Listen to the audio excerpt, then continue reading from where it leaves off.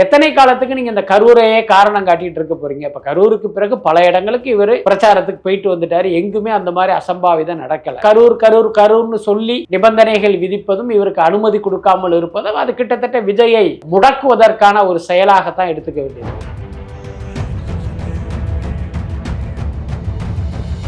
அந்த பிரதான வேட்பாளருடைய வேட்புமனு பாத்தீங்கன்னா ஒரு குறைபாடோடு தாக்கல் செய்யப்பட்டிருக்கு. அதில் கேட்கப்பட்ட பல விவரங்கள் அதுல முழுமையாக ஃபில்லப் பண்ணல. ஆனா மாற்று வேட்பாளரான செந்தில் பாலாஜியுடைய தம்பி அசோக்குடைய வேட்புமனு பாத்தீங்கன்னா பக்காவா ஃபில்லப் பண்ணி தாக்கல் பண்ணிருக்காங்கன்னு. இதுக்கு பின்னால செந்தில் பாலாஜியுடைய பாலிடிக்ஸ் இருக்கிறதா நம்ம எடுத்துக்கலாம். நான் இல்லைன்னா என்னுடைய தம்பி அந்த பகுதியினுடைய எம்எல்ஏவா இருக்கணும். அதனுடைய அர்த்தம் என்ன அப்படின்னா கரூருங்கிறது ஒண்ணு என் கண்ட்ரோல்ல இருக்கணும், இல்ல என் தம்பி கண்ட்ரோல்ல இருக்கணுங்கிறது. காட்டுமன்னார் கோயில் விஷயத்துக்கு வரும். அதாவது திருமாவளவனது விடுதலை சிறுத்தைகள் கட்சியின் தலைவராக இருந்தாலும் இன்னொரு பக்கம் பாத்தீங்கன்னா திமுகவால் மிகப்பெரிய அளவுக்கு நெருக்கடிக்கு உள்ளாக்கப்படுகிறார் அப்படிங்கிறது தான் உண்மை. என்ன காரணமாக அரசியல் வட்டாரத்தில் சொல்றாங்க அப்படின்னா திமுக ஆட்சியில பாத்தீங்கன்னா அவர்களுடைய தோழமை கட்சிகளுக்கு மாதம் ஒரு தொகை கொடுக்கப்படுது. அதை நீங்க கமிஷன் வச்சுக்கலாம், கட்டிங்னு வச்சுக்கலாம், அல்லது கப்பம் கட்டுறதா வச்சுக்கலாம்.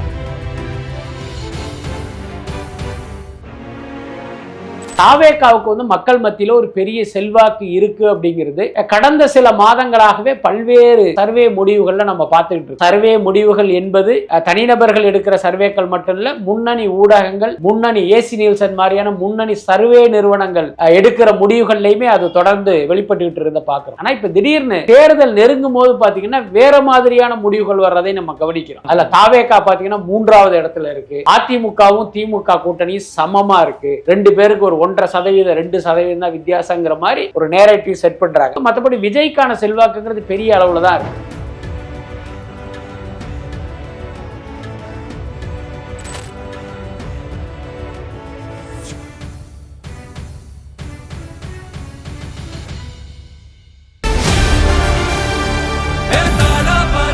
மக்களுக்கு நல்லது பண்றதுக்கு அரசியலுக்கு வாங்கடா, கொள்ளை அடிக்கிறது கொலை பண்றதுக்கு கூட அரசியலுக்கு. சம்மர் வந்தாச்சு. What's your plan for this holiday? எங்க கிட்ட விட்டுருங்க, நாங்க பாத்துக்கிறோம். GT Holidays. GT Holidays, South India's #1 travel brand. Sir வணக்கம் சார். வணக்கம். எப்படி சார் இருக்கீங்க? நல்லா இருக்கு. Super sir. இப்போ முதல்வர் ஸ்டாலினா இருக்கட்டும், இப்போ உதயநிதி ஸ்டாலினா இருக்கும், அவங்களுக்குலாம் அந்த பர்மிஷன் ஈஸியாக கிடைச்சிரு சார். ஆனால் விஜய்க்கு மட்டும் அந்த பர்மிஷன் கிடைக்க மாட்டேங்குது. இல்ல அதுதான் இங்க முக்கிய காரணமாக இருப்பது அந்த கரூர் சம்பவம் தான். உதாரணத்துக்கு ஒரு கட்சி திமுகவா இருக்கட்டும், அதிமுகவா இருக்கட்டும், வேறு கட்சியாக இருக்கட்டும், நாங்க பிரச்சாரம் பண்ணணும் அப்படின்னு நீங்க காவல்துறையில அனுமதி கேட்கும் போது கொடுக்கல அப்படின்னா அவங்க அடுத்த கட்டத்தை நோக்கி போக முடியும்.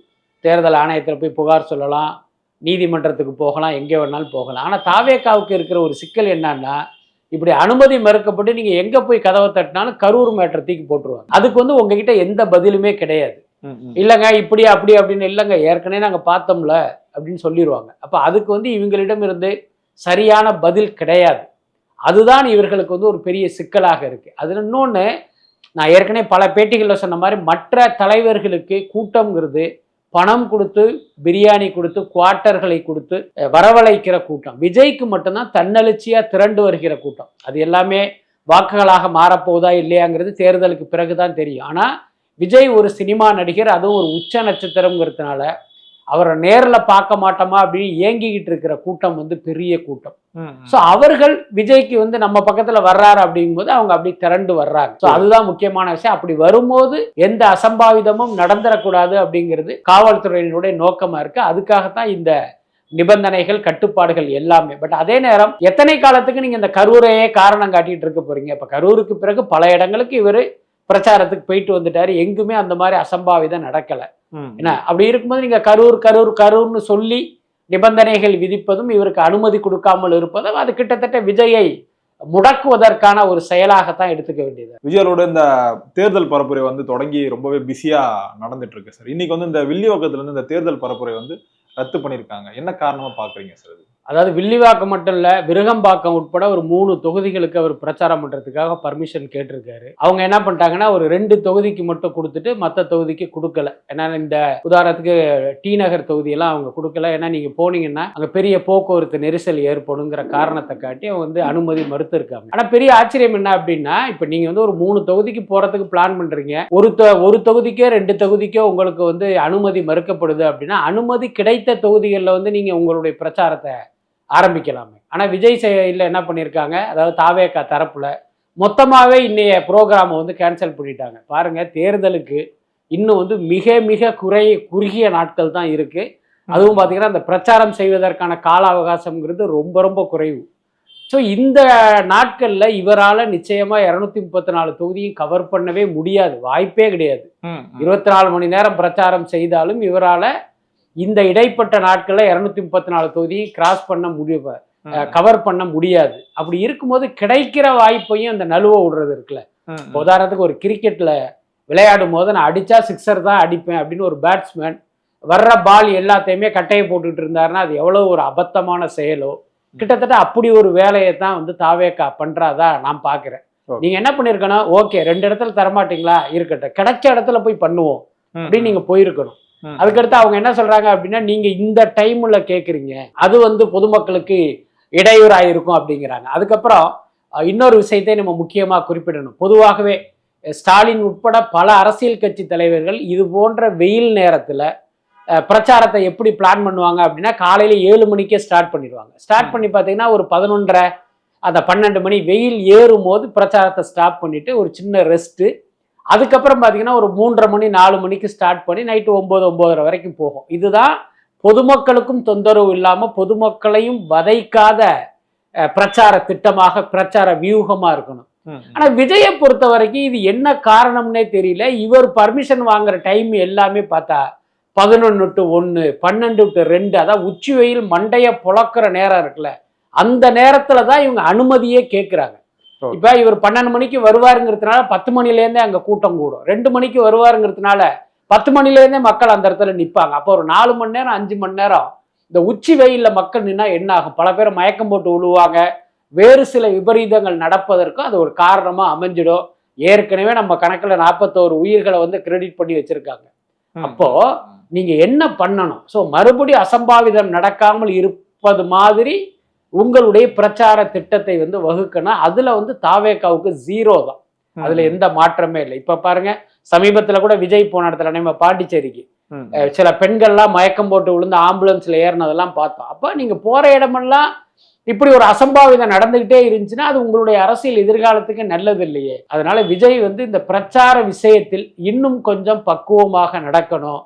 அப்படி இல்லை என்றால் அவருடைய வெற்றி வாய்ப்பு பெரிய அளவில் பாதிக்கப்படும். இல்லை சார், இப்போ வேலைக்கு போகிற ஆட்கள்லாம் அந்த 11 மணிக்குள்ள வேலைக்கு வந்து போயிடுவாங்க. அதுக்கப்புறம் கொஞ்சம் ரோடு வந்து ஃப்ரீயாக தான் இருக்கும். இன்னொன்று வெயில் காரணம் காட்டி கூட சில பேர் வந்து வெளியே வராமல் இருப்பாங்க. இந்த மாதிரி டைம்ல ஈஸியாக அந்த பிரச்சாரம் பண்ணிட்டு போயிட்டா எந்த ஒரு பிரச்சனையும் இருக்காது.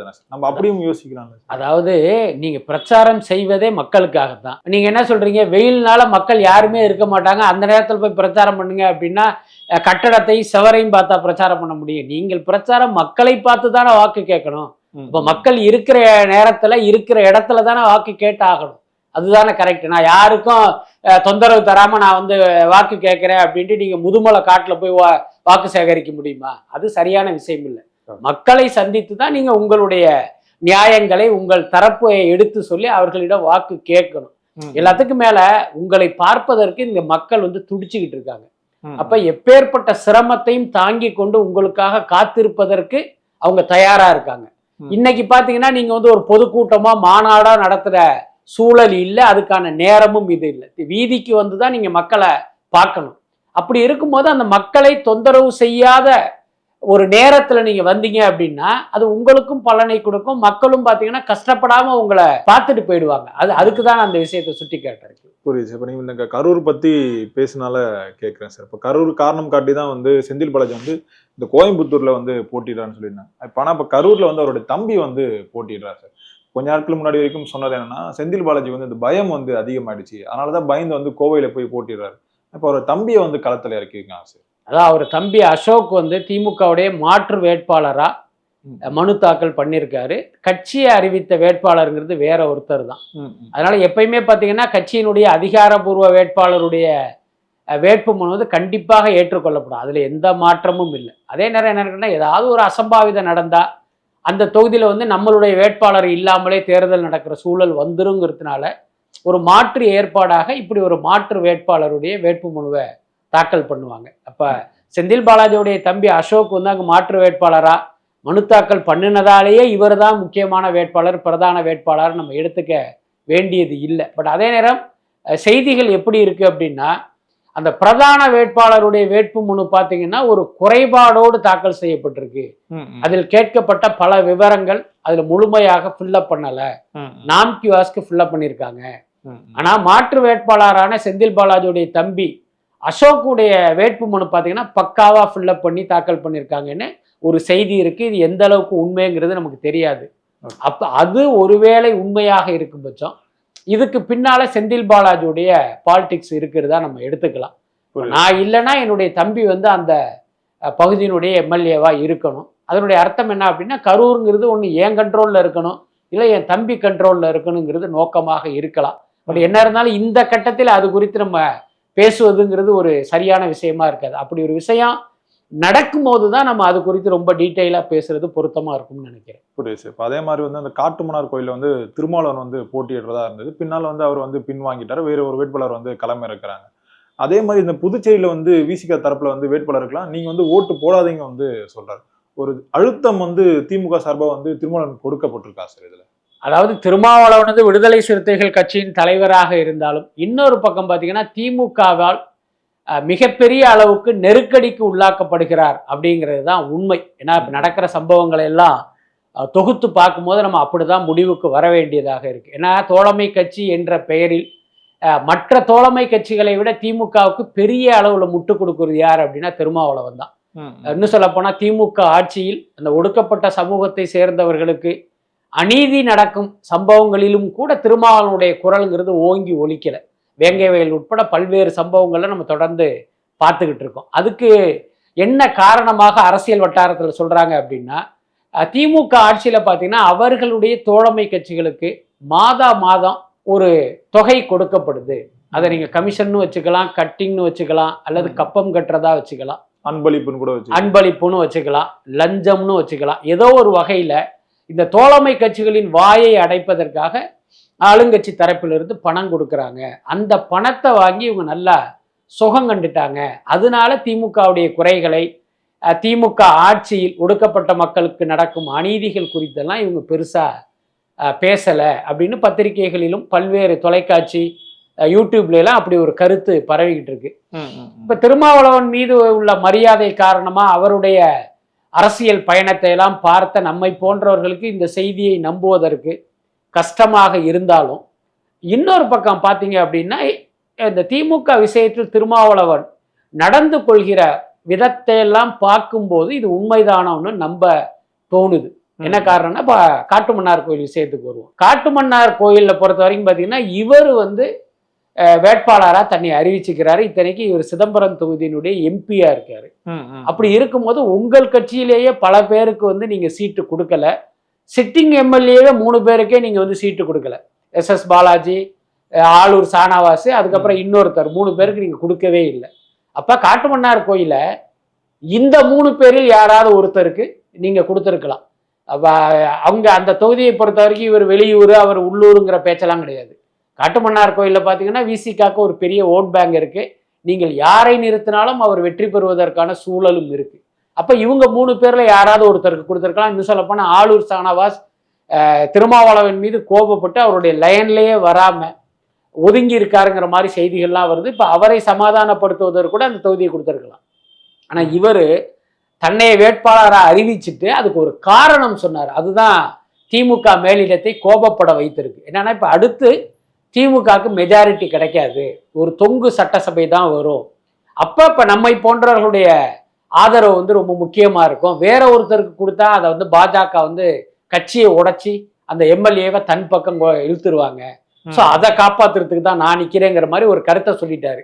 இதுல பாத்தீங்கன்னா 2 விஷயம் வெளிப்படுது. ஒன்று, திமுகவுக்கு அறுதி பெரும்பான்மை கிடைக்காது, தொங்கு சட்டசபை தான் ஏற்படும்ங்கிறது திமுக கூட்டணியை பலவீனப்படுத்துகிற விஷயம். அதுக்கு அடுத்து என்ன சொல்றாருன்னா, நான் இல்லாம வேற ஒருத்தன் விசிகாவுடைய எம்எல்ஏ ஆனா அவனை பாஜக விலை கொடுத்து வாங்கிடும் அப்படிங்கிறாரு. என்ன இன்னைக்கு உங்களுக்கு எத்தனை தொகுதி திமுகவில் கொடுத்துருக்காங்க? ஒரு தொகுதியில தானே நீங்க நிக்கிறீங்க, பாக்கி தொகுதியெல்லாம் வேற யாராவது தானே நிக்கிறாங்க. அப்ப அவங்கள பாஜக விலை கொடுத்து வாங்கிறதா என்ன? அப்ப இதுவே ஒரு அபத்தமான கருத்து. இன்னொரு பக்கம் திமுக மேலிடத்தை இந்த கருத்து வந்து டென்ஷன் ஆக்கிடுச்சு. அதனாலதான் அவரை கூப்பிட்டு ஒரு பெரிய கண்டனத்தை தெரிவித்து கடைசியில் என்னன்னு கேட்டீங்கன்னா அந்த தொகுதியிலிருந்தே தான் பின்வாங்குற நிலைமைக்கு வந்து அவர் தள்ளப்பட்டிருக்காரு. அதே மாதிரி பாண்டிச்சேரியிலையும் பார்த்தீங்கன்னா விசிகாவை திமுக கூட்டணி ஒரு பொருட்டாவே நினைக்கல. அதுதான் உண்மை. அவர்களுக்கு அங்கே வாக்கு வங்கி இருக்கு, ஆனால் திமுகவில் அவங்கள ஒரு பொருட்டா நினைக்கலைங்கிறதுனால அங்கே வந்து ஒரு பெரிய குழப்பம் நிலவுது. இல்லை சார், முன்னாடி வந்து ஆதவர்ஜனா வந்து சொல்லியிருந்தார், மாநில அரசியலில் வந்து திருமாவளவன் வந்து கவனம் செலுத்தக்கூடாது, அவர் வந்து மத்தியில் வந்து அரசியலில் வந்து அந்த கவனத்தை வந்து செலுத்திக்கணும்னு சொல்லி ஒரு நெருக்கடி வந்து அப்பவே கொடுத்துதான் வந்து சொல்லியிருந்தாரு சார். அதாவது இப்போ திருமாவளவன் போன்ற தலைவர்களுக்கு மாநில அரசியலில் கவனம் செலுத்துவது தான் சரியான விஷயம். அப்போதான் கட்சியை நீங்கள் வளர்க்க முடியும். நீங்கள் வந்து ஒன்றிய இதில் போய் பாராளுமன்றத்தில் உட்காந்துக்கிட்டு நீங்கள் என்ன பண்ண முடியும்? உங்களுக்கான பேசுகிற வாய்ப்பே குறைவு. அதுக்கப்புறம் நீங்கள் வைக்கிற கோரிக்கைகள் வந்து அவர்கள் காது கொடுத்தே கேட்க மாட்டாங்க. அப்படி இருக்கும்போது அது வந்து அவசியமற்ற ஒரு விஷயம்தான். அதே நேரம் எம்பியாக இருப்பது அப்படிங்கிறது மாநில உரிமைகள் குறித்து நம்ம மக்களவையில் பேசணுங்கிறதுக்கான வாய்ப்பு மட்டும் கிடையாது. அதுக்கு பின்னால் நிறைய காரணங்கள்லாம் இருக்கு. பணம் பண்ணுகிற செயலும் அங்கே இருக்கு என்ன.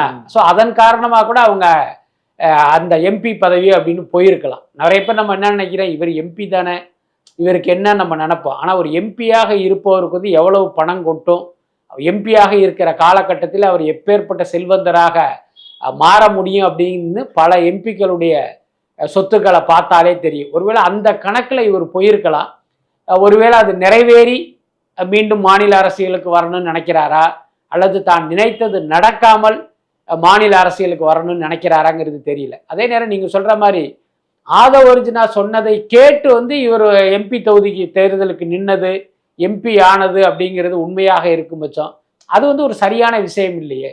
கட்சியின் தலைவரான நீங்கள் தானே உங்களுடைய பாதையை தீர்மானிக்கணும். உங்கள் கட்சியில் இருக்கிற யாரோ ஒரு நிர்வாகி போட்டு கொடுக்குற பாதையில் நீங்கள் எப்படி போக முடியும்? புரியுது. ஆனால் இப்போ நிறைய இந்த கருத்து கணிப்புகள்லாம் வருது, அதில் வந்து தாவேக்கா தான் முந்துகிறது சார். மக்கள் செலவுக்கும் அதிகமாக இருக்கு பார்க்குறோம். ஆனாலும் வந்து திமுக தான் இந்த தேர்தலை வந்து வெல்லும் வந்து சொல்கிறாங்களே சார். அதாவது பார்த்தீங்கன்னா இந்த தேர்தல் நெருங்கும் போது ஊடகங்களை வைத்துக்கொண்டு, அப்புறம் அந்த அரசியல் விமர்சகர்கள் என்ற பெயரில் இருக்கிற அரசியல் தரகர்களை வைத்துக்கொண்டு ஒரு நேரேட்டிவ் செட் பண்ணுவாங்க. இது எல்லா கட்சிகளுமே செய்யும். திமுக இன்னைக்கு ஆளுங்கட்சியாக இருப்பதால் பெரிய அளவில் அவங்க பணம் செலவு பண்ணுறாங்க. இந்த மாதிரியான ஆட்களை வாடகைக்கு எடுப்பதற்கும் விலை கொடுத்து வாங்குவதற்கும். இப்போ இந்த மாதிரி இருக்கும்போது தனிப்பட்ட வகையில் கருத்து சொல்றது, ஊடகங்கள் வாயிலாக ஒரு கருத்தை உருவாக்குவது, இன்னொரு பக்கம் பார்த்தீங்கன்னா அந்த சர்வே என்ற பெயரில் கருத்து கணிப்புகள் முடிவுகளை வெளியிட்டு இந்த கட்சி தான் ஜெயிக்கும், இந்த கட்சி தோத்துடும் அப்படிங்கிற மாதிரி ஒரு நேரேட்டிவ் செட் பண்ணுறது, இது வந்து எல்லா கட்சியும் பண்ணுறாங்க. ஆனால் தாவேக்காவுக்கு வந்து மக்கள் மத்தியில் ஒரு பெரிய செல்வாக்கு இருக்குது அப்படிங்கிறது கடந்த சில மாதங்களாகவே பல்வேறு சர்வே முடிவுகளில் நம்ம பார்த்துக்கிட்டு இருக்கோம். அந்த சர்வே முடிவுகள் என்பது தனிநபர்கள் எடுக்கிற சர்வேக்கள் மட்டும் இல்லை, முன்னணி ஊடகங்கள், முன்னணி ஏசி நியூசன் மாதிரியான முன்னணி சர்வே நிறுவனங்கள் எடுக்கிற முடிவுகள்லையுமே அது தொடர்ந்து வெளிப்பட்டுக்கிட்டு இருந்த பார்க்குறோம். ஆனால் இப்போ திடீர்னு தேர்தல் நெருங்கும் போது பார்த்தீங்கன்னா வேற மாதிரியான முடிவுகள் வர்றதை நம்ம கவனிக்கிறோம். அதில் தாவேக்கா பார்த்தீங்கன்னா 3வது இடத்துல இருக்கு.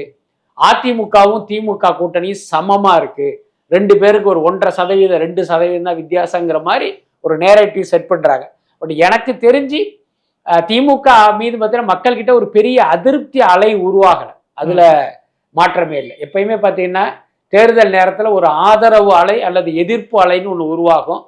அது வந்து தேர்தல் முடிவை தீர்மானிக்கும். இந்த தேர்தலை பொறுத்த வரைக்கும் அந்த மாதிரி எதுவும் திமுக மீது ஏற்படலை. அது வந்து அந்த கட்சிக்கான ஒரு சாதகமான விஷயம். தாவேக்கான ஒரு புது பிளேயர் வந்ததுனால் இதனுடைய முடிவு வந்து கணிக்க முடியாமல் இருக்கு. மற்றபடி விஜய்க்கான செல்வாக்குங்கிறது பெரிய அளவில் தான் இருக்கு. ஆனால் என்ன வருத்தம் என்றால் இந்த செல்வாக்கை வாக்குகளாக மாற்றுகிற வித்தை வந்து விஜய்க்கும் தெரியல, தாவேக்கா நிர்வாகிகளுக்கும் தெரியல, ரொம்ப குழம்பி போயிருக்காங்க. அதுவே கூட இந்த தேர்தலில் தாவேக்காவுக்கு ஒரு பெரிய பின்னடைவை தேடி கொடுப்பதற்கு வாய்ப்பு இருக்கு. அதான் சார், இப்போ இந்த வாக்குகள் வந்து செதறி இருக்கு, அது வந்து எம்எல்ஏ வந்து கன்வெர்ட் ஆகாதுன்னு வந்து சொல்றாங்களே சார். இல்ல அதுதான் இப்ப இவருக்கு வந்து ஒரு 20% வாக்குகள் இருக்கு, 25% வாக்குகள் இருக்குன்னு வச்சுங்களேன். அதனால என்ன பிரயோஜனம்? ஒரு எம்எல்ஏவாக ஒரு உறுப்பினர் வந்து ஜெயிக்கணும், சட்டமன்ற உறுப்பினராக மாறும்போது தான் அந்த கட்சிக்கு வந்து ஒரு அங்கீகாரம் கிடைக்கும், அவர்களுடைய குரல் சட்டமன்றத்தில் ஒலிக்கும். ஏன்னா சட்டமன்றத்தில் ஒலிக்கும் போது அது செய்திகளாக மக்கள்கிட்ட போய் சேரும். அப்போ அந்த கட்சி வளருவதற்கு அது காரணமாக இருக்கும். உதாரணத்துக்கு இப்போ நாம் தமிழர் கட்சி, அவர் பார்த்தீங்கன்னா 234 தொகுதியிலையும் கண்டெஸ்ட் பண்ணுவார். ஒவ்வொரு தொகுதியிலையும் 500, 1000, 2000 வாக்குகள் வாங்குவார். மொத்தமாக கூட்டிட்டு எனக்கு இத்தனை % வாக்குகள் இருக்குது, இத்தனை வாக்குகள் நாங்கள் வாங்கியிருக்கோன்னு அப்படி முஷ்டியை அப்படி உயர்த்துவார். அதனால என்ன யூஸ்? நீங்கள் ஒரு தொகுதியில் கூட ஜெயிச்சிருக்க மாட்டீங்களா? இந்த தேர்தலையும் அதான் நடக்க போகுது. என்ன அந்த மாதிரி இல்லாமல் எப்போ வந்து அந்த வேட்பாளர் வெற்றியை அறுவடை செய்கிறாரோ அதுதான் ஒரு சரியான விஷயமாக இருக்கும். தாவேகாவுக்கு அப்படி நடக்குமா அப்படிங்கிறது தான் இப்போ உள்ள கேள்வி. பொறுத்து இருந்து பார்ப்போம் சார் என்ன நடக்குதுன்ட்டு. நேரம் கொடுத்ததுக்கு நன்றிகள் சார். நன்றி சார். நன்றி.